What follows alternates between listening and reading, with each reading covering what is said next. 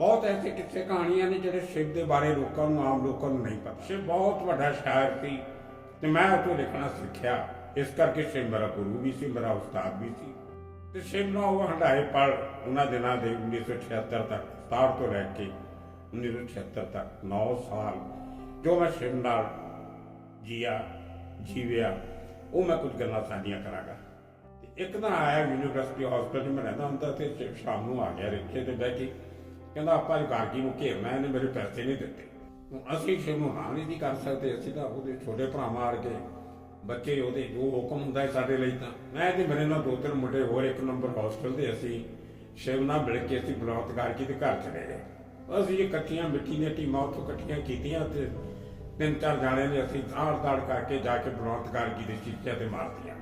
ਬਲੌਤ Gargi gown ਪਾ ਕੇ ਨਿਕਲਿਆ ਬਾਹਰ ਤੇ ਉਹ ਬੈਲਟ ਜੀ ਮੰਨਦਾ ਆਪਣੀ, ਕਹਿੰਦਾ ਕੀ ਬਦਤਮੀਜ਼ੀ ਲਗਾ ਰੱਖੀ ਹੈ। ਜਦੋਂ ਦੇਖਿਆ शिव कुमार ਬਟਾਲਵੀ ਖੜਾ ਹੈ ਤੇ ਜਰਾ ਚੁੱਪ ਕਰ ਗਿਆ। ਕਹਿੰਦਾ शिव ਕਿਹੜੀ ਬਦਮਾਸ਼ ਲੈ ਕੇ ਆਇਆ ਤੂੰ ਮੇਰੇ ਘਰ ਤੇ ਅਟੈਕ ਕਰਨ ਲਈ? ਕੀ ਮੈਨੂੰ ਕੀ ਪ੍ਰੋਬਲਮ ਹੈ? ਤੂੰ ਅੰਦਰ ਆ ਕੇ ਗੱਲ ਕਰ ਸਕਦਾ ਸੀ ਮੇਰੇ ਨਾਲ। ਗਾਰਗੀ ਕਹਿੰਦਾ ਮੈਨੂੰ ਅਜੇ ਤੱਕ ਸਰਕਾਰ ਨੇ ਨਹੀਂ ਦਿੱਤੇ, ਇਹ ਪ੍ਰੋਗਰਾਮ ਤਾਂ ਸਰਕਾਰੀ ਸੀ। शिव ਕਹਿੰਦਾ ਮੈਂ ਸਰਕਾਰ ਨੂੰ ਨਹੀਂ ਜਾਣਦਾ, ਮੈਂ ਤਾਂ ਗਾਰਗੀ ਨੂੰ ਜਾਣਦਾ। ਮੈਨੂੰ ਤਾਂ ਤੂੰ ਕਿਹਾ ਸੀ ਇਹ ਕੰਮ ਲਿਖ ਕੇ ਦੇ ਤੇ ਮੈਂ ਕਰਤਾ।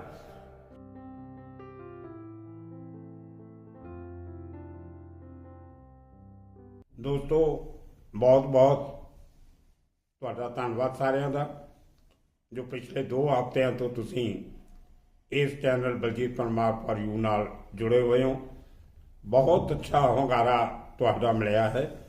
ਮੈਂ ਇੱਕ ਵਾਰ ਤਹਿ ਦਿਲੋਂ ਫਿਰ ਤੁਹਾਡੇ ਸਾਰਿਆਂ ਦਾ ਆਦਰ ਮਾਣ ਸਤਿਕਾਰ ਕਰਦਾ ਤੇ ਆਸ਼ਾ ਕਰਦਾ ਕਿ ਆਉਣ ਵਾਲੇ ਸਮਿਆਂ ਵਿੱਚ ਵੀ ਤੁਸੀਂ ਇਸ ਚੈਨਲ ਨੂੰ ਇਸੇ ਪਿਆਰ ਮੁਹੱਬਤ ਨਾਲ ਦੇਖਦੇ ਰਹੋਗੇ ਤੇ ਆਪਣੇ ਦੋਸਤਾਂ ਨੂੰ ਆਪਣੇ ਸਰਕਲ 'ਚ ਕਹਿੰਦੇ ਰਹੋਗੇ ਕਿ ਇਸ ਚੈਨਲ ਨੂੰ ਸਬਸਕ੍ਰਾਈਬ ਕਰੋ, ਇਹਨੂੰ ਲਾਈਕ ਵੀ ਕਰੋ ਤੇ ਸ਼ੇਅਰ ਵੀ ਕਰੋ।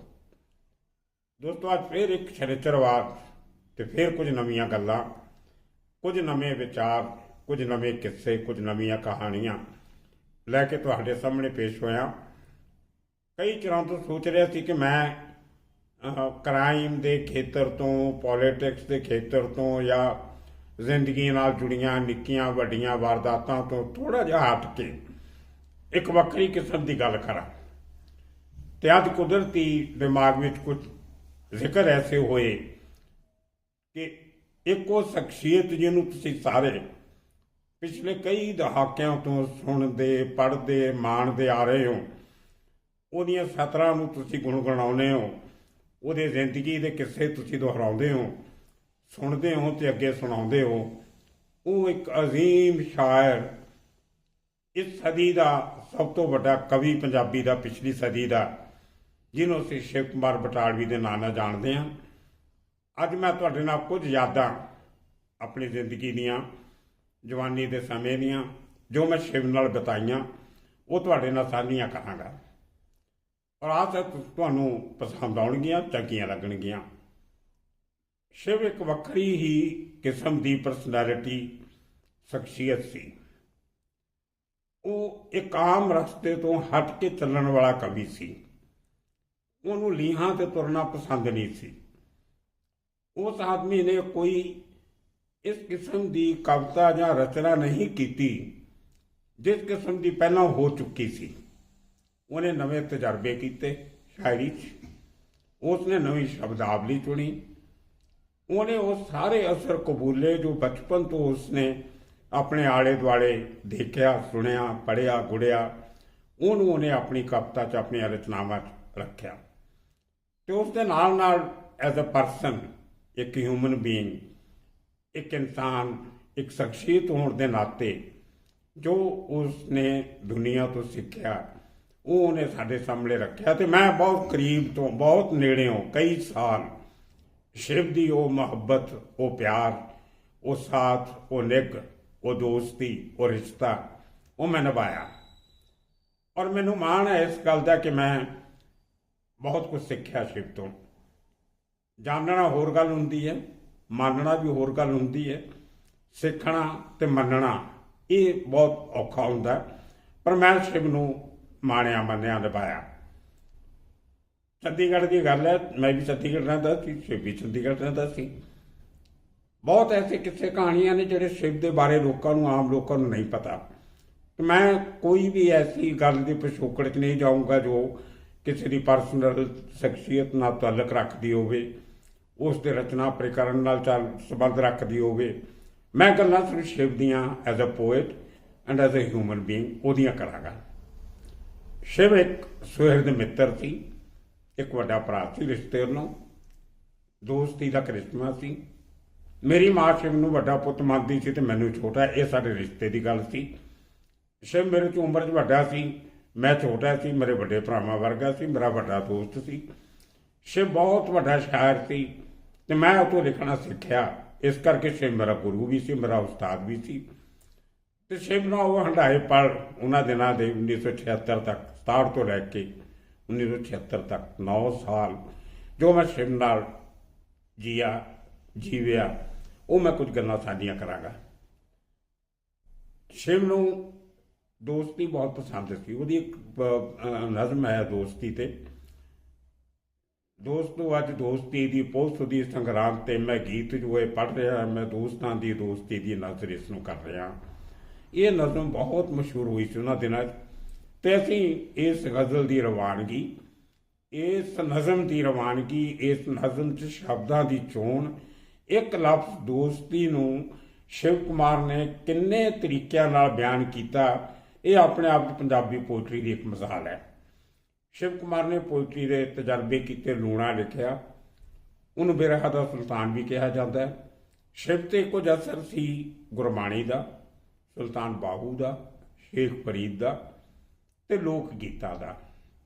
उन्हें अपनी शब्दावली इन्हां सोर्सेस तो लई और शिव एक बड़े मान नाल कहता हुंदा सी कि जिहड़ा आदमी अपनी विरासत तो नहीं सीखता वो किसी तो नहीं सीख सकता। शिव ने अपनी विरासत साम के रखी सी।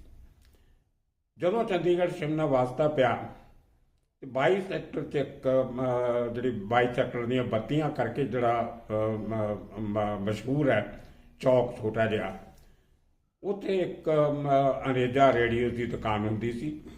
ਉਹਦੀ बैक साइड ਤੇ ਪ੍ਰੀਤਮ ਘੜੀਆਂ ਵਾਲੀ ਦੁਕਾਨ ਹੁੰਦੀ ਸੀ। ਉਸੇ ਰੋਜ਼ ਅੱਗੇ ਜਾ ਕੇ ਖੁੰਝੇ ਤੇ ਇੱਕ ਦਾਰੂ ਦਾ ਅੱਡਾ ਹੁੰਦਾ ਸੀ, ਉਹਦੇ ਨਾਲ ਅੰਨਾਪੂਰਨਾ ਹੋਟਲ ਹੁੰਦਾ ਸੀ, ਇੱਕ ਫੋਟੋ ਸਟੂਡੀਓ ਤੇ ਨਾਲ ਕਿਰਨ ਸਿਨੇਮਾ। ਇਹ ਉਹ ਇੱਕ ਚੁਰਾਹੇ ਦੇ ਗਿਰਦ ਦਾ ਮਾਹੌਲ ਸੀ ਜਿੱਥੇ ਅਸੀਂ ਸ਼ਾਮ ਨੂੰ ਸਾਰੇ ਦੋਸਤ, ਵੱਡੇ ਛੋਟੇ, ਸਾਰੇ ਲੇਖਕ, ਲਿਖਾਰੀ, ਰਾਈਟਰ, ਆਰਟਿਸਟ, ਕਲਾਕਾਰ ਥੀਏਟਰ ਦੇ, ਅਸੀਂ ਸ਼ਾਮ ਨੂੰ ਇਕੱਠੇ ਹੁੰਦੇ ਸੀ। ਉਹਨਾਂ 'ਚ ਮੈਂ ਕੋਈ ਨਾਂ ਲੈਣ ਦਾ ਮੈਨੂੰ ਕੋਈ ਇਤਰਾਜ਼ ਨਹੀਂ। ਸਰਦਾਰ ਭਾਗ ਸਿੰਘ, BM ਸਿੰਘ, ਕੁਲਵੰਤ, ਭੂਸ਼ਣ ਧਿਆਨਪੁਰੀ, ਅਮਿਤੋਜ, ਇਹ ਸਾਰੇ ਲੋਕਾਂ ਨੇ ਅਸੀਂ ਸ਼ਾਮ ਨੂੰ ਇਕੱਠੇ ਹੋ ਜਾਣਾ। ਭਗਵੰਤ ਸਿੰਘ PCS, ਤੇ ਇਹ ਇੱਕ ਦੋਸਤਾਂ ਦਾ ਸਰਕਲ ਸੀ।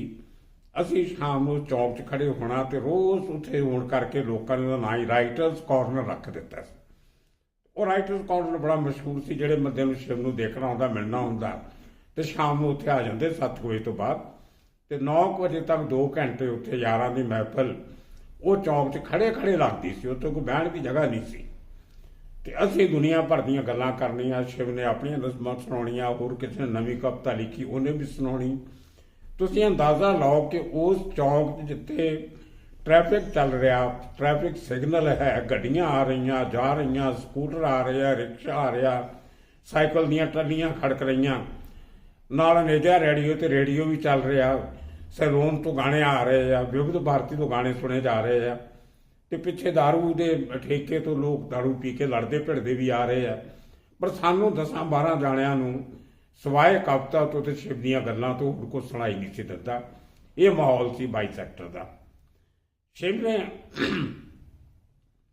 ਆਪਣੀ ਜਿਹੜੀ ਵੀ ਕੋਈ ਨਵੀਂ ਕਵਿਤਾ ਲਿਖੀ ਹੋਣੀ ਉਸ ਦਿਨ ਸਵੇਰੇ ਜਾਂ ਇੱਕ ਦਿਨ ਪਹਿਲਾਂ ਉਹ ਉੱਥੇ ਆ ਕੇ ਡਿਸਕਸ ਕਰਨੀ ਕਿ ਮੈਂ ਨਜ਼ਮ ਨਵੀਂ ਲਿਖੀ ਆ। ਹਾਲਾਂਕਿ ਕੋਈ ਵੀ ਲੇਖਕ, ਕੋਈ ਲਿਖਾਰੀ ਆਪਣੀ ਅਣਛਪੀ ਕਵਿਤਾ ਜਾਂ ਅਣਛਪੀ ਰਚਨਾ ਛਪਣ ਤੋਂ ਪਹਿਲਾਂ ਕਿਸੇ ਨੂੰ ਸੁਣਾਉਂਦਾ ਨਹੀਂ। ਇਹ ਉਹਨੂੰ ਇੱਕ ਟ੍ਰੇਡ ਸੀਕਰਟ ਜਿਹਾ ਕਰਕੇ ਰੱਖ ਲੈਂਦੇ ਲੋਕ। ਪਰ शिव ਨੂੰ ਇਹੋ ਜਿਹੀ ਕੋਈ ਉਹਦੇ ਦਿਲ 'ਚ ਗੱਲ ਨਹੀਂ ਸੀ। ਉਹਨੇ ਆਪਣੀ ਨਜ਼ਮਾਂ ਸੁਣਾਉਣੀਆਂ ਔਰ ਨਾਲ ਰਾਏ ਪੁੱਛਣੀ ਵੀ ਕਿਵੇਂ ਲੱਗੀ। ਤੇ ਮੈਨੂੰ ਪਤਾ ਹੈ ਜਦੋਂ ਸ਼ਾਮ ਨੂੰ शिव ਨੂੰ ਘਰ ਛੱਡਣ ਜਾਣਾ ਤੇ शिव ਨੇ ਕਾਗਜ਼ ਲੈ ਕੇ ਬਹਿ ਜਾਣਾ ਜੋ ਸਵੇਰੇ ਲਿਖੇ ਹੁੰਦੇ ਸੀ। ਉਹਨੇ ਕਹਿਣਾ ਬੱਲੀ ਆ ਆਪਾਂ ਗੱਲ ਕਰਦੇ ਸੀ, ਆਹ 4 ਲਾਈਨਾਂ ਮੈਨੂੰ ਵਾਧੂ ਲੱਗਦੀਆਂ, ਮੈਂ ਕੱਟ ਦਿੰਦਾ ਤੇ ਬਾਕੀ ਕਵਿਤਾ ਨੂੰ ਠੀਕ ਕਰਕੇ ਆਪਾਂ ਸਵੇਰੇ ਕਿਤੇ ਛੱਪੜ ਭੇਜਾਂਗੇ। ਇਹ ਸ਼ਿਵ ਦੀ ਇੱਕ ਮਹਾਨਤਾ ਸੀ। ਇੰਨਾ ਵੱਡਾ ਪੋਇਟ ਨਹੀਂ ਤਾਂ ਆਮ ਲੋਕ ਜਿਹੜੇ ਉਹ ਕਹਿੰਦੇ ਜੋ ਮੈਂ ਸ਼ਬਦ ਲਿਖ ਦਿੱਤਾ ਉਹ ਤਾਂ ਕੋਈ ਅੱਲਾ ਦੀ ਇਬਾਰਤ ਹੋ ਗਈ, ਇਹਨੂੰ ਕੋਈ ਚੇਂਜ ਨਹੀਂ ਕਰ ਸਕਦਾ। ਪਰ ਸ਼ਿਵ ਨਹੀਂ ਸੀ, ਸ਼ਿਵ ਨੂੰ ਇੰਨੀ ਹਲੀਮੀ ਸੀ ਉਹਦੇ 'ਚ, ਉਹ ਲੋਕਾਂ ਦੀ ਸਲਾਹ ਮੰਨਦਾ ਸੀ, ਲੋਕਾਂ ਦੇ ਵਿਊਜ਼ ਦੀ ਕਦਰ ਕਰਦਾ ਸੀ। ਅਸੀਂ ਇੱਕ ਵਾਰੀ ਸ਼ਿਵ ਨੂੰ ਬਲਵੰਤ ਗਾਰਗੀ ਨੇ ਹਾਇਰ ਕਰ ਲਿਆ। ਇੱਕ ਗੁਰੂ ਨਾਨਕ ਦੇਵ ਜੀ ਦਾ ਪ੍ਰਕਾਸ਼ ਉਤਸਵ 'ਤੇ ਇੱਕ ਪੰਜਾਬ ਸਰਕਾਰ ਨੇ ਬਹੁਤ ਵੱਡਾ ਪ੍ਰੋਜੈਕਟ ਜਿਹੜਾ ਸੀ ਉਹ ਸਪਾਂਸਰ ਕੀਤਾ ਸੀ, ਉਹਦਾ ਨਾਂ ਸੀ ਗਗਨ ਮੈਥਾਲ। ਅਤੇ ਬਲਵੰਤ ਗਾਰਗੀ ਨਾਲ ਡਿਪਾਰਟਮੈਂਟ ਆਫ ਕਲਚਰ ਜਿਹੜਾ ਸੀ ਪੰਜਾਬ ਸਰਕਾਰ ਦਾ, ਉਹਨਾਂ ਨੇ ਕੋਈ ਐਗਰੀਮੈਂਟ ਕੀਤਾ ਕਿ ਤੁਸੀਂ ਤਿਆਰ ਕਰੋ, ਤੁਹਾਨੂੰ ਇੰਨੇ ਹਜ਼ਾਰ ਜਾਂ ਇੰਨੇ ਲੱਖ ਜੋ ਵੀ ਹੋਏਗਾ ਅਮਾਊਂਟ ਮੈਨੂੰ ਨਹੀਂ ਪਤਾ, ਉਹ ਤੁਹਾਨੂੰ ਦਿੱਤਾ ਜਾਏਗਾ। ਅਤੇ ਬਲਵੰਤ ਗਾਰਗੀ ਆਪਣੇ ਆਪ 'ਚ ਥੀਏਟਰ ਦੀ ਬਹੁਤ ਵੱਡੀ ਪਰਸਨੈਲਿਟੀ ਸੀ ਔਰ ਉਹਨਾਂ ਨੇ ਕਬੂਲ ਕਰ ਲਿਆ। ਹੁਣ ਗਗਨ ਮੈਥਾਲ ਜਿਹੜਾ ਸੀ ਉਹਨੂੰ ਲਿਖਣ ਲਈ ਕੰਸੈਪਟ ਬਲਵੰਤ ਗਾਰਗੀ ਦਾ ਸੀ, ਉਹਨੂੰ ਪੋਇਟਿਕ ਰੰਗਤ ਜਿਹੜੀ ਸੀ ਉਹਨੂੰ ਕਵਿਤਾ 'ਚ ਜੋ ਲਿਖਿਆ ਉਹ ਪ੍ਰੋਜੈਕਟ ਸਾਰਾ ਜਿਹੜਾ ਸਟੇਜ ਕੀਤਾ ਗਿਆ ਲਾਈਟ ਐਂਡ ਸਾਊਂਡ ਪ੍ਰੋਗਰਾਮ ਸੀ, ਉਹ ਲਿਖਣ ਲਈ ਗਾਰਗੀ ਨੇ ਸ਼ਿਵ ਕੁਮਾਰ ਬਟਾਲਵੀ ਨਾਲ ਗੱਲ ਕਰ ਲਈ। ਸ਼ਿਵ ਨੇ ਕਿਹਾ ਮੈਨੂੰ 3 ਹਫ਼ਤੇ ਚਾਹੀਦੇ ਆ ਘੱਟੋ ਘੱਟ ਲਿਖਣ ਲਈ, ਮੈਂ ਇਹਨੂੰ ਜਲਦੀ ਲਿਖ ਕੇ I don't want to rush through it, ਮੈਂ ਪਿਆਰ ਨਾਲ ਸ਼ਿੱਦਤ ਨਾਲ ਲਿਖੂੰਗਾ। ਖੈਰ ਸ਼ਿਵ ਨੇ ਲਿਖ ਕੇ ਦੇਤਾ, ਕੁਛ ਐਡਵਾਂਸ ਬਲਵੰਤ ਗਾਰਗੀ ਨੇ ਸ਼ਿਵ ਨੂੰ ਦੇਤਾ, ਅਤੇ ਬਾਕੀ ਪੈਸੇ ਤੁਹਾਨੂੰ ਪਤਾ ਹੈ ਕਿ ਸਰਕਾਰੀ ਕੰਮਾਂ 'ਚ ਇਵੇਂ ਹੁੰਦਾ, ਕਦੇ ਪੈਸੇ ਟਾਈਮ ਸਿਰ ਆਉਂਦੇ ਕਦੇ ਨਹੀਂ ਆਉਂਦੇ। ਅਤੇ ਉਹ ਪ੍ਰੋਗਰਾਮ ਹੋ ਗਿਆ, ਸਾਰਾ ਹੋ ਗਿਆ। ਕੁਝ ਸ਼ਿਵ ਕੁਮਾਰ ਦੇ ਕੁਝ ਹਜ਼ਾਰ 5-7 ਹਜ਼ਾਰ 10 ਹਜ਼ਾਰ ਰੁਪਈਏ ਉਹ ਬਲਵੰਤ ਗਾਰਗੀ ਵੱਲ ਖੜੇ ਰਹੇ, ਅਤੇ ਗਾਰਗੀ ਨੂੰ ਲੱਖ ਦੀ ਇੰਸਟਾਲਮੈਂਟ ਸਰਕਾਰ ਤੋਂ ਨਹੀਂ ਸੀ ਆਈ। ਅੱਗਿਓਂ ਪੈਸੇ ਆਉਂਦੇ ਤਾਂ ਗਾਰਗੀ ਨੇ ਅੱਗੇ ਦੇਣੇ ਸੀ, ਇਕੱਲਾ ਸ਼ਿਵ ਨਹੀਂ ਸੀ, ਹੋਰ ਵੀ 2-4 ਬੰਦੇ ਜਿਨ੍ਹਾਂ ਦੀ ਪੇਮੈਂਟ ਬਾਕੀ ਸੀ। ਅਤੇ ਸ਼ਿਵ ਨੂੰ ਬੜਾ ਗੁੱਸਾ ਹੁੰਦਾ ਸੀ ਕਿ ਗਾਰਗੀ ਮੇਰੇ ਪੈਸੇ ਖਾ ਗਿਆ, ਉਹਨੇ ਮਖੌਲ ਨਾਲ ਕਹਿਣਾ। ਅਤੇ ਇੱਕ ਦਿਨ ਆਇਆ ਯੂਨੀਵਰਸਿਟੀ ਹੌਸਪੀਟਲ 'ਚ ਮੈਂ ਰਹਿੰਦਾ ਹੁੰਦਾ, ਅਤੇ ਸ਼ਿਵ ਸ਼ਾਮ ਨੂੰ ਆ ਗਿਆ ਰਿਕਸ਼ੇ 'ਤੇ ਬਹਿ ਕੇ, ਕਹਿੰਦਾ ਆਪਾਂ ਗਾਰਗੀ ਨੂੰ ਘੇਰਨਾ, ਇਹਨੇ ਮੇਰੇ ਪੈਸੇ ਨਹੀਂ ਦਿੱਤੇ। ਅਸੀਂ ਸ਼ਿਵ ਨੂੰ ਨਾ ਨਹੀਂ ਸੀ ਕਰ ਸਕਦੇ, ਅਸੀਂ ਤਾਂ ਉਹਦੇ ਛੋਟੇ ਭਰਾ ਮਾਰ ਕੇ ਬੱਚੇ, ਉਹਦੇ ਜੋ ਹੁਕਮ ਹੁੰਦਾ ਹੈ ਸਾਡੇ ਲਈ। ਤਾਂ ਮੈਂ ਅਤੇ ਮੇਰੇ ਨਾਲ 2-3 ਮੁੰਡੇ ਹੋਰ 1 ਨੰਬਰ ਹੌਸਟਲ ਦੇ, ਅਸੀਂ ਸ਼ਿਵ ਨਾਲ ਮਿਲ ਕੇ ਅਸੀਂ ਬਲਵੰਤ ਗਾਰਗੀ ਦੇ ਘਰ ਚਲੇ ਗਏ। ਉਹ ਸਾਡੇ ਹੌਸਟਲ ਦੇ ਨਾਲ ਵਾਲੀ ਕੋਠੀ ਜੀ ਬਲਵੰਤ ਗਾਰਗੀ ਨੂੰ ਮਿਲੀ ਹੋਈ ਸੀ, ਕੋਠੀ ਯੂਨੀਵਰਸਿਟੀ ਦੇ ਹੌਸਟਲ 'ਚ। ਅਤੇ ਨੇੜੇ ਘਰ ਦੇ ਨੇੜੇ ਗਏ, ਅਤੇ ਸ਼ਿਵ ਕਹਿੰਦਾ ਆਪਾਂ ਜਦੋਂ ਤੁਰਨ ਲੱਗਿਆ ਕਹਿੰਦਾ ਆਪਾਂ ਇੱਥੇ ਪੱਥਰ ਮਾਰ ਕੇ ਨਾ ਕੱਚ ਤੋੜਦੇ ਹਾਂ ਬਲਵੰਤ ਗਾਰਗੀ ਦੇ। ਅਸੀਂ ਸਮਝਾਉਣ ਦੀ ਕੋਸ਼ਿਸ਼ ਕੀਤੀ ਕਿ ਇਹ ਚੰਗੀ ਗੱਲ ਨਹੀਂ ਹੈ, ਰਾਤ ਨੂੰ ਅੱਧੇ ਹਨੇਰੇ ਵੇਲੇ ਜਾ ਕੇ ਪੱਥਰ ਮਾਰਨੇ ਕਿਸੇ ਦੀ ਖਿੜਕੀ 'ਤੇ ਚੰਗੀ ਗੱਲ ਨਹੀਂ ਹੈ। ਸ਼ਿਵ ਕਹਿੰਦਾ ਨਹੀਂ, ਆਪਾਂ ਉਹ ਪੱਥਰ ਨਹੀਂ ਮਾਰਨੇ ਜਿਹੜੇ ਕੱਚ ਤੋੜਦੇ ਹੁੰਦੇ ਆ, ਆਪਾਂ ਮਿੱਟੀ ਦੀਆਂ ਢੀਮਾਂ ਮਾਰਨੀਆਂ, ਅਤੇ ਆਪਾਂ ਮਤਲਬ ਕਹਿੰਦਾ ਸ਼ਾਂਤਮਈ ਪ੍ਰੋਟੈਸਟ ਕਰਨਾ। ਉਹਦੇ ਸ਼ੀਸ਼ੇ 'ਤੇ ਲੱਗੇ ਵੀ ਤਾਂ ਸ਼ੀਸ਼ਾ ਟੁੱਟੇ ਬਿਨਾਂ ਅਤੇ ਉਹਨੂੰ ਪਤਾ ਲੱਗ ਜਾਏਗਾ ਜੀ ਪ੍ਰੋਟੈਸਟ ਕਰ ਰਹੇ। ਅਸੀਂ ਜੀ ਇਕੱਠੀਆਂ ਮਿੱਟੀ ਦੀਆਂ ਢੀਮਾਂ ਉੱਥੋਂ ਇਕੱਠੀਆਂ ਕੀਤੀਆਂ, ਅਤੇ 3-4 ਜਾਣੇ ਨੇ ਅਸੀਂ ਦਾੜ ਕਰਕੇ ਜਾ ਕੇ ਬਲਵੰਤ ਗਾਰਗੀ ਦੇ ਸ਼ੀਸ਼ਿਆਂ 'ਤੇ ਮਾਰਤੀਆਂ। ਬਲਵੰਤ ਗਾਰਗੀ ਗਾਊਨ ਪਾ ਕੇ ਨਿਕਲਿਆ ਬਾਹਰ, ਅਤੇ ਉਹ ਬੈਲਟ ਜੀ ਮੰਨਦਾ ਆਪਣੀ, ਕਹਿੰਦਾ ਕੀ ਬਦਤਮੀਜ਼ੀ ਲਗਾ ਰੱਖੀ ਆ। ਜਦੋਂ ਦੇਖਿਆ ਸ਼ਿਵ ਕੁਮਾਰ ਬਟਾਲਵੀ ਖੜਾ ਅਤੇ ਬੇਚਾਰਾ ਚੁੱਪ ਕਰ ਗਿਆ। ਕਹਿੰਦਾ ਸ਼ਿਵ ਕਿਹੜੀ ਬਦਮਾਸ਼ ਲੈ ਕੇ ਆਇਆ ਤੂੰ ਮੇਰੇ ਘਰ 'ਤੇ ਅਟੈਕ ਕਰਨ ਲਈ, ਕੀ ਤੈਨੂੰ ਕੀ ਪ੍ਰੋਬਲਮ ਹੈ, ਤੂੰ ਅੰਦਰ ਆ ਕੇ ਗੱਲ ਕਰ ਸਕਦਾ ਸੀ ਮੇਰੇ ਨਾਲ। ਸ਼ਿਵ ਕਹਿੰਦੇ ਮੈਂ 3 ਮਹੀਨੇ ਦੇ ਚੱਕਰ ਕੱਟ ਰਿਹਾ, ਤੂੰ ਮੇਰੇ ਪੈਸੇ ਬਾਕੀ ਤੇ ਨਹੀਂ ਦਿੱਤੇ। ਗਾਰਗੀ ਕਹਿੰਦੇ ਮੈਨੂੰ ਅਜੇ ਤੱਕ ਸਰਕਾਰ ਨੇ ਨਹੀਂ ਦਿੱਤੇ, ਇਹ ਪ੍ਰੋਗਰਾਮ ਤਾਂ ਸਰਕਾਰੀ ਸੀ। ਸ਼ਿਵ ਕਹਿੰਦਾ ਮੈਂ ਸਰਕਾਰ ਨੂੰ ਨਹੀਂ ਜਾਣਦਾ, ਮੈਂ ਤਾਂ ਗਾਰਗੀ ਨੂੰ ਜਾਣਦਾ, ਮੈਨੂੰ ਤਾਂ ਤੂੰ ਕਿਹਾ ਸੀ ਇਹ ਕੰਮ ਲਿਖ ਕੇ ਦੇ, ਅਤੇ ਮੈਂ ਕਰਤਾ। ਕੀਤੇ ਕੰਮ ਦੇ ਪੈਸੇ ਤੈਨੂੰ ਦੇਣੇ ਚਾਹੀਦੇ ਆ। ਉਹ ਨਾਲੇ ਸ਼ਿਵ ਨੇ ਇਹ ਵੀ ਕਹਿਤਾ ਕਾਮਰੇਡ ਦਾ ਫਾਰਮੂਲਾ, ਕਹਿੰਦਾ ਇਸੇ ਵਰਕਰ ਨੂੰ ਉਹਦਾ ਪਸੀਨਾ ਸੁੱਕਣ ਤੋਂ ਪਹਿਲਾਂ ਤਨਖਾਹ ਨਹੀਂ ਦਿੰਦੇ ਤਾਂ ਤੁਸੀਂ ਕ੍ਰਿਮੀਨਲ ਹੋ, ਅਤੇ ਮੈਂ ਤੈਨੂੰ ਬਲਵੰਤ ਗਾਰਗੀ ਕ੍ਰਿਮੀਨਲ ਕਹਿਣਾ, ਤੂੰ ਇਹ ਮੇਰੇ ਪੈਸੇ ਦੇ ਦੇ, ਨਹੀਂ ਚੰਗੀ ਗੱਲ ਨਹੀਂ ਹੈ। ਬਲਵੰਤ ਗਾਰਗੀ ਨੇ ਸਮਝਾਇਆ, ਕਹਿੰਦਾ ਚੱਲੇ ਕੰਮ ਕਰ, ਮੈਂ ਤੈਨੂੰ ਆਪਣੀ ਜੇਬ 'ਚੋਂ ਦੇ ਦੂੰਗਾ ਕੱਲ੍ਹ ਆ ਜੀ, ਅਤੇ ਜਦੋਂ ਸਰਕਾਰ ਦੇਊਗੀ ਠੀਕ ਹੈ। ਅਤੇ ਹੁਣ ਇਹ ਮੁੰਡੇ ਜਿਹੜੇ ਬਦਮਾਸ਼ ਨਾਲ ਨੇ ਇਹਨਾਂ ਨੂੰ ਵਾਪਸ ਭੇਜ ਕੇ ਤੂੰ ਅੰਦਰ ਆ ਜਾ, ਆਪਾਂ ਡਰਿੰਕ ਲੈਣੇ। ਗਾਰਗੀ ਸ਼ਿਵ ਕਹਿੰਦਾ ਨਹੀਂ ਇਹ ਗੁੱਡੇ ਨਹੀਂ ਹੈ, ਮੇਰੇ ਦੋਸਤ ਨੇ, ਮੇਰੇ ਭਰਾ ਨੇ, ਜੇ ਮੈਂ ਪੀਊਂਗਾ ਤਾਂ ਵੀ ਮੇਰੇ ਨਾਲ ਪੀਣਗੇ, ਅਤੇ ਜਦੋਂ ਸਾਰੇ ਨੂੰ ਪਿਆਂਗੇ ਤਾਂ ਮੈਂ ਅੰਦਰ ਆਉਣਾ, ਨਹੀਂ ਤਾਂ ਮੈਂ ਫੇਰ ਚੱਲਿਆ। ਖੈਰ ਗਾਰਗੀ ਨੇ ਸਾਨੂੰ ਸਾਰਿਆਂ ਨੂੰ ਅੰਦਰ ਬੁਲਾਇਆ, ਅਸੀਂ ਤਾਂ ਕੀ ਪੀਣੀ ਸੀ, ਸਾਡੇ ਪ੍ਰੋਫੈਸਰ ਸੀ, ਸੀਨੀਅਰ ਸੀ। ਪਰ ਇਹ ਸ਼ਿਵ ਦੀ ਮਤਲਬ ਦੇਖੋ ਪ੍ਰੋਟੈਸਟ ਵੀ ਕਰਨਾ ਅਤੇ ਬੜੇ ਸ਼ਾਂਤਮਈ ਤਰੀਕੇ ਨਾਲ, ਕਿਸੇ ਦਾ ਨੁਕਸਾਨ ਵੀ ਨਾ ਹੋਵੇ। ਸ਼ਿਵ ਨੇ ਕੋਈ ਗਾਲ ਨਹੀਂ ਕੱਢੀ, ਸ਼ਿਵ ਨੇ ਕੋਈ ਨੁਕਸਾਨ ਨਹੀਂ ਕੀਤਾ, ਲੇਕਿਨ ਆਪਣਾ ਕੰਮ ਕਰਾ ਲਿਆ ਬੜੇ ਤਰੀਕੇ ਨਾਲ। ਇਹ ਸ਼ਿਵ ਦੀ ਗੱਲ ਹੁੰਦੀ ਸੀ। ਫਿਰ ਸ਼ਿਵ ਨੂੰ ਰਾਤ ਨੂੰ ਪੀਣ ਦੀ ਆਦਤ ਸੀ, ਸਾਰੀ ਦੁਨੀਆ ਨੂੰ ਪਤਾ, ਪਰ ਉਹਨੇ ਦਾਰੂ ਪੀ ਕੇ ਕਿਸੇ ਨਾਲ ਸ਼ਿਵ ਨੇ ਲੜਾਈ ਨਹੀਂ ਕੀਤੀ, ਕਿਸ ਨੂੰ ਗਾਲਾਂ ਨਹੀਂ ਕੱਢੀਆਂ, ਕਿਸੇ ਨਾਲ ਝਗੜਾ ਨਹੀਂ ਕੀਤਾ, ਬਲਕਿ ਜਿੰਨਾ ਹਲੀਮ ਸ਼ਿਵ 2-4 ਪੈਗ ਪੀ ਕੇ ਹੁੰਦਾ ਸੀ। ਜਿੰਨੀਆਂ ਅਕਲ ਦੀਆਂ ਗੱਲਾਂ, ਸਿਆਣੀਆਂ ਸੋਝੀਆਂ, ਲਿਟਰੇਰੀ ਗੱਲਾਂ ਔਰ ਜਿਨ੍ਹਾਂ 'ਚ ਗੱਲਾਂ 'ਚ ਵਜ਼ਨ ਹੁੰਦਾ ਸੀ, ਉਹ ਗੱਲਾਂ ਜੋ ਸ਼ਿਵ ਕਰਦਾ ਸੀ, ਮੈਨੂੰ ਹੈਰਾਨੀ ਹੁੰਦੀ ਸੀ ਕਿ ਆਮ ਆਦਮੀ ਤਾਂ 2-4 ਪੈਗ ਪੀ ਕੇ ਕਿਤੇ ਸੜਕ 'ਤੇ ਡਿੱਗੇ ਹੁੰਦੇ ਆ, ਤੇ ਲੜਾਈ ਝਗੜਾ ਕਰ ਰਹੇ ਹੁੰਦੇ ਆ, ਸੀਨ ਕ੍ਰੀਏਟ ਕੀਤਾ ਹੁੰਦਾ, ਔਰ ਸ਼ਿਵ ਨੇ ਗੱਲਾਂ ਕਰਨੀਆਂ ਹੈ ਜਿਵੇਂ ਇਹਨੇ ਇੱਕ ਘੁੱਟ ਵੀ ਨਹੀਂ ਪੀਤਾ ਇਹਨੇ ਕਿਤੇ। ਇੱਕ ਵਾਰੀ ਰਿਕਸ਼ੇ 'ਚ ਬਸ ਪੀ ਕੇ ਉੱਥੋਂ ਮੈਂ 22 ਸੈਕਟਰ ਸ਼ਿਵ ਕੁਮਾਰ ਰਹਿੰਦਾ ਸੀ, ਮੈਂ 23 ਸੈਕਟਰ ਰਹਿੰਦਾ ਸੀ। ਅਸੀਂ ਰਿਕਸ਼ਾ ਕਰ ਲੈਣਾ ਉੱਥੋਂ, ਪੱਕਾ ਹੀ ਸੀ ਰਿਕਸ਼ੇ ਵਾਲਾ, ਭੋਲੂ ਹੁੰਦਾ ਸੀ ਰਿਕਸ਼ੇ ਵਾਲਾ, ਉਹ ਸਾਡੀ ਵੇਟ ਕਰਦਾ ਹੁੰਦਾ ਸੀ ਕਿ ਉਹਨੇ ਇਹ ਸੀਗਾ ਤੁਹਾਨੂੰ ਡਬਲ ਪੈਸੇ ਮਿਲ ਜਾਣੇ। ਉਹਨੂੰ ਸ਼ਿਵ ਨੂੰ 22 ਸੈਕਟਰ ਛੱਡ ਕੇ ਥੋੜ੍ਹੀ ਦੇਰ ਮੈਂ ਉਹਦੇ ਘਰੇ ਬਹਿ ਕੇ ਫਿਰ ਮੈਂ ਵਾਪਸ 23 ਸੈਕਟਰ ਨੂੰ ਰਿਕਸ਼ਾ ਵਾਲੇ ਨੇ ਛੱਡ ਕੇ ਜਾਣਾ। ਤੇ ਅਸੀਂ ਰਿਕਸ਼ੇ 'ਚ ਬੈਠੇ ਤੇ ਮੇਰੇ ਡੈਡੀ ਮੋਟਰਸਾਈਕਲ ਲੈ ਕੇ ਸਾਹਮਣੇ ਆ ਗਏ। ਤੇ ਸਰਦੀਆਂ ਦਿਨ ਸੀ, ਠੰਡ ਬਹੁਤ ਸੀ, ਹਨੇਰਾ ਬਹੁਤ ਹੋਇਆ, ਹਾਲਾਂਕਿ ਟਾਈਮ ਜ਼ਿਆਦਾ ਨਹੀਂ ਸੀ। ਤੇ ਬੜੀ ਜ਼ੋਰ ਨਾਲ ਬੋਲੇ ਉੱਤੇ ਸੜਕ ਤੇ, ਇਕੱਲੇ ਕਹਿੰਦੇ ਚੱਲ ਕਰ, ਇਹ ਕੋਈ ਤਰੀਕਾ ਰਾਤ ਦੀ ਅੱਧੀ ਰਾਤ ਤੱਕ ਸੜਕਾਂ 'ਤੇ ਘੁੰਮਦੇ ਰਹਿੰਦੇ ਹੋ, ਚੱਲ ਕਰ ਇੱਕ ਦਿਨ। ਸ਼ਿਵ ਹੌਲੀ ਦੇ ਨਾਲ ਮੁਸਕਰਾ ਕੇ ਕਹਿੰਦਾ ਡੈਡੀ ਤੁਸੀਂ ਪੀਓਗੇ ਥਾਣੇਦਾਰ ਹੋ? ਮੇਰੇ ਡੈਡੀ ਕੁਝ ਨਹੀਂ ਬੋਲੇ, ਫਿਰ ਉਹ ਵੀ ਹੱਸ ਕੇ ਮੂੰਹ ਨੀਵਾਂ ਕਰਕੇ ਮੋਟਰਸਾਈਕਲ ਲੈ ਕੇ ਚਲੇ ਗਏ। ਔਰ ਹੌਲੀ ਦੇ ਨਾਲ ਕਿਹਾ ਕਿ ਠੀਕ ਆ ਜੀ, ਘਰ ਆ ਜੀ, ਜਲਦੀ ਆ ਜੀ। ਇਹ ਮਤਲਬ ਸ਼ਿਵ ਦਾ ਗੱਲ ਕਰਨ ਦਾ ਤਰੀਕਾ ਸੀ। ਉਹਨੇ ਕਦੇ ਕਿਸੇ ਨੂੰ ਅਫੈਂਡ ਨਹੀਂ ਕੀਤਾ, ਕਦੇ ਕਿਸੇ ਨੂੰ ਨਾਰਾਜ਼ ਨਹੀਂ ਕੀਤਾ। ਉਹਨੇ ਬਥੇਰੀਆਂ ਦੁੱਖ ਤਕਲੀਫਾਂ ਕੱਟੀਆਂ। ਉਹ ਅਸੀਂ ਹੈਰਾਨ ਹੋ ਗਏ ਕਿ ਸ਼ਿਵ ਕੁਮਾਰ ਬਟਾਲਵੀ ਸ਼ਾਇਦ ਪਹਿਲਾ ਰਾਈਟਰ ਸੀ ਹਿੰਦੁਸਤਾਨ ਦਾ ਜਿਹਨੂੰ ਇੱਕ ਉਹਦੇ ਹੁਨਰ ਕਰਕੇ ਨੌਕਰੀ ਮਿਲੀ ਸੀ। ਉਹਨੂੰ ਕੁਆਲੀਫਿਕੇਸ਼ਨ ਕਰਕੇ ਨਹੀਂ ਸੀ ਮਿਲੀ ਕਿ ਇਹਨੇ MA ਪਾਸ ਕੀਤੀ ਹੈ, BCom ਕੀਤੀ ਹੈ ਜਾਂ MBA ਕੀਤੀ ਹੈ। ਸਟੇਟ ਬੈਂਕ ਆਫ ਇੰਡੀਆ ਵਰਗੀ ਹਿੰਦੁਸਤਾਨ ਦੇ ਸਭ ਤੋਂ ਵੱਡੇ ਬੈਂਕ 'ਚ ਸ਼ਿਵ ਨੂੰ ਕਲਰਕ ਦੀ ਨੌਕਰੀ ਇਸ ਕਰਕੇ ਦਿੱਤੀ ਗਈ ਸੀ ਕਿ ਸ਼ਿਵ ਬਹੁਤ ਵਧੀਆ ਪੋਇਟ ਹੈ, ਬਹੁਤ ਵਧੀਆ ਲਿਖਾਰੀ ਹੈ, ਸਾਹਿਤ ਅਕੈਡਮੀ ਅਵਾਰਡ ਵਿਨਰ ਹੈ। ਇਸ ਕਰਕੇ ਸ਼ਿਵ ਨੂੰ, ਜਿਵੇਂ ਤੁਸੀਂ ਆਪਾਂ ਸਾਰੇ ਜਾਣਦੇ ਹਾਂ ਕਿ ਸਪੋਰਟਸ ਕੋਟੇ 'ਚ ਲੋਕਾਂ ਨੂੰ ਨੌਕਰੀਆਂ ਮਿਲਦੀਆਂ। ਪੰਜਾਬ ਪੁਲਿਸ ਇੰਟਰਨੈਸ਼ਨਲ ਖੇਲੇ ਖਿਡਾਰੀ ਨੂੰ DSP ਡਾਇਰੈਕਟਰ ਰੱਖ ਲੈਂਦੀ ਹੈ, ਨੈਸ਼ਨਲ ਲੈਵਲ 'ਤੇ ਖੇਡਿਆ ਹੋਵੇ ਤਾਂ ਇੰਸਪੈਕਟਰ ਰੱਖ ਲੈਂਦੇ ਆ, ਸਟੇਟ ਲੈਵਲ 'ਤੇ ਖੇਡਿਆ ਹੋਵੇ ਤਾਂ ਹੌਲਦਾਰ ਰੱਖ ਲੈਂਦੇ ਆ। ਪਰ ਸ਼ਿਵ ਸ਼ਾਇਦ ਮੇਰੇ ਹਿਸਾਬ ਨਾਲ ਪਹਿਲਾ ਐਸਾ ਰਾਈਟਰ ਸੀ ਜਿਹਨੂੰ ਸਟੇਟ ਬੈਂਕ ਆਫ ਇੰਡੀਆ ਨੇ ਇੱਕ ਰਾਈਟਰ ਹੋਣ ਦੇ ਨਾਤੇ ਨੌਕਰੀ ਦਿੱਤੀ। 17 ਸੈਕਟਰ SBI ਦੀ ਬ੍ਰਾਂਚ 'ਚ ਸ਼ਿਵ ਨੇ ਜਾਣਾ, ਕੋਈ ਕੰਮ ਨਹੀਂ ਸੀ ਹੁੰਦਾ, ਖਾਲੀ ਰਜਿਸਟਰ 'ਤੇ ਹਾਜ਼ਰੀ ਲਾਉਣੀ। ਉਹ ਵੱਡਾ ਸਾਰਾ ਰਜਿਸਟਰ ਹੁੰਦਾ ਸੀ, ਮੈਂ ਦੇਖਿਆ, ਮੈਂ ਕਈ ਵਾਰੀ ਨਾਲ ਜਾਂਦਾ ਸ਼ਿਵ ਦੇ, ਤੇ ਸ਼ਿਵ ਨੇ ਖਾਲੀ ਉਹ ਰਜਿਸਟਰ ਖੋਲ੍ਹਣਾ। 311 ਨੰਬਰ ਪਤਾ ਨਹੀਂ ਅਪਲਾਈ ਨੰਬਰ ਸੀਗਾ ਸ਼ਿਵ ਦਾ, ਜੇ ਮੈਂ ਯਾਦ ਮੈਨੂੰ ਬਰਾਬਰ ਹੋਵੇ ਤਾਂ। ਉਹਨੇ ਜਾ ਕੇ ਉੱਤੇ ਖਾਲੀ P ਲਿਖਣਾ ਹੁੰਦਾ ਸੀ, ਪ੍ਰੈਜ਼ੈਂਟ, ਦੇ ਨਾਲ ਇੱਕ ਖਾਨਾ ਹੁੰਦਾ ਸੀ ਲੰਮਾ ਜਿਹਾ, ਉੱਥੇ ਸਾਈਨ ਕਰਨੇ ਹੁੰਦੇ ਸੀ। ਤੇ ਸ਼ਿਵ ਪੰਜਾਬੀ 'ਚ ਸ਼ਿਵ ਕੁਮਾਰ ਲਿਖਦਾ ਹੁੰਦਾ ਸੀ, ਅੰਗਰੇਜ਼ੀ ਤੇ ਸ਼ਿਵ ਕੁਮਾਰ ਨਹੀਂ ਸੀ ਲਿਖਿਆ।